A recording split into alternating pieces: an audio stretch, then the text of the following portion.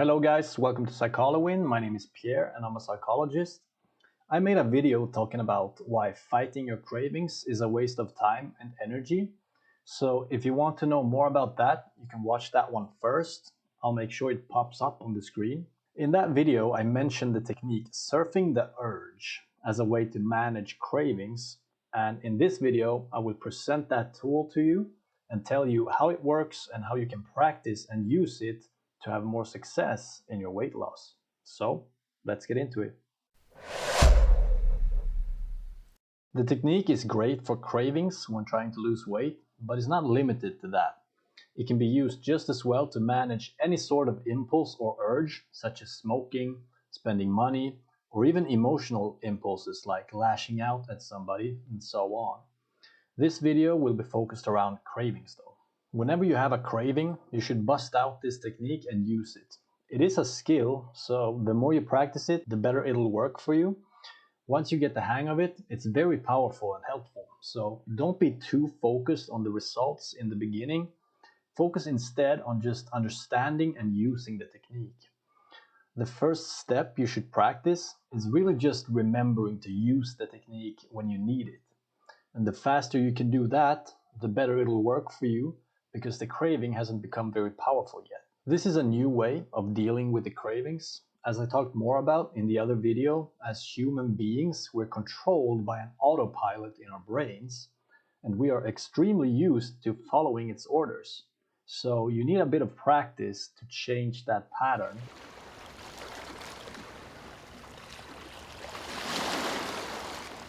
Let's take a look at the actual technique of surfing the urge. Look at this graph here that I've drawn for you. As you can see, we have the power of the craving over time. And here's a fact about cravings. And it works the same way with any urge like the ones I mentioned before.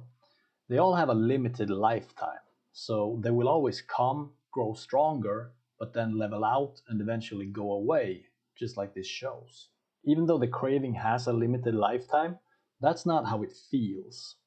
Usually when it starts to get stronger on the way up, it feels like this red line here, like it's going to continue getting stronger and stronger until it's completely unmanageable unless you do something about it. This unfulfilled urge causes psychological discomfort. At this point, you don't feel good, and you know that if you give in to the urge, you will immediately feel better.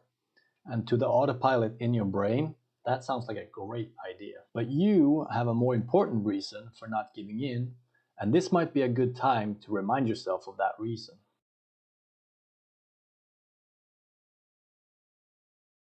It's a tough situation at this point. Either you give in to the urge and forsake your goals, or you fall into a mental trap that prolongs the urge and causes you unnecessary suffering by feeding it. If your urges ever last longer than an hour, it's because you keep feeding it. The way you feed an urge is by fighting it through trying to block it out, trying to change it or get rid of it. Maybe you even curse it or judge yourself for having it. Maybe you make plans in your head about fulfilling the urges sometime in the future. And by doing all of these things, you give them a lot of attention and constantly keep them close in your mind. You are holding on to the urges and not letting them pass. Now, if you fall into the trap and try to fight the craving, you likely won't be able to resist very long, because it becomes increasingly difficult. The urge takes up more and more mental space, and it feels like it'll never go away until you satisfy it. So that's what you do, as represented with these yellow lines. By giving in to the craving, you escape the discomfort and you feel relief. The price you pay for that relief is, of course, that you moved away from your goals. Now, obviously, there is a better way. Instead of falling into the trap of fighting the craving, and instead of giving in and sacrificing your goals, you can surf the urge, like this guy is doing in the picture. Surfing the urge means to ride out the wave that is the craving. Instead of giving in or avoiding it, you spend some quality time with it.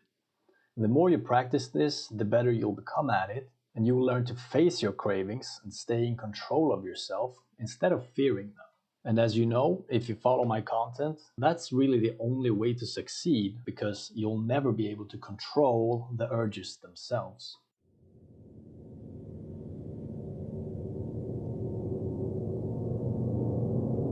Without any practice, it's kind of standard for people to fall into a mindless state when strong urges arise. It's like a fog that fills your mind and you just act out the orders from the autopilot without really making a conscious decision. Let me know in the comments, guys, if you ever experienced that mindless state where you feel like something from within controls you. The idea behind this technique is to learn to keep your presence of mind regardless of the cravings, so you'll be able to make conscious decisions in the moment. Now, even if the craving can last for 30 minutes or more, the tool isn't that long. That would only make you focus too much on it in a different way. So it's a short technique, and with practice you can learn to do it even faster than that. I'll take you through the exercise right now. If you want to see it in written form, you can find that on psycholowin.com. Just follow the link in the description.